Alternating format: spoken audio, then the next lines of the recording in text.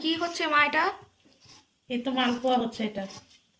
মালপোয়া হচ্ছে? হ্যাঁ, দেখি।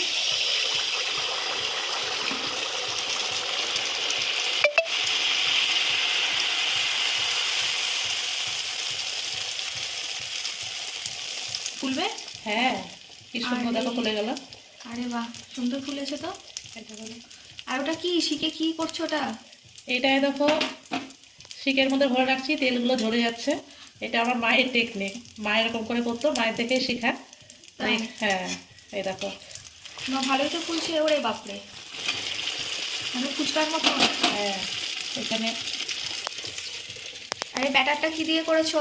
এখানে আতপ চালের গুঁড়ো আছে, আর ময়দা আছে, সুজি আছে, আর খেজুরের গুঁড়ো আছে, আর মৌরি আছে, এটা গুলে রেখেছি। আচ্ছা, এটা শীতকালে খুবই খেতে ভালো লাগে। এটা কি পিঠে? এটা আমরা মালপোয়া বলি, কেউ বলে তেলের পিঠে, কেউ বলে পোয়া পিঠে। তো এখানে দেখো কতগুলো হয়ে গেছে। এই কটা? হ্যাঁ, করছি এখন কেবল। আর এই দেখো এই শিকটা দিয়ে এই যে এরকম করে ফুটো করে, দেখো এরকম করে তেলটা ঝরে যাবে।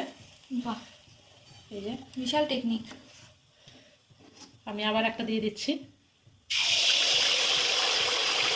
সবগুলো হয়ে গেলে ডাক দিবা। দেখো আমি আস্তে আস্তে ভাজি এগুলো। এই দেখো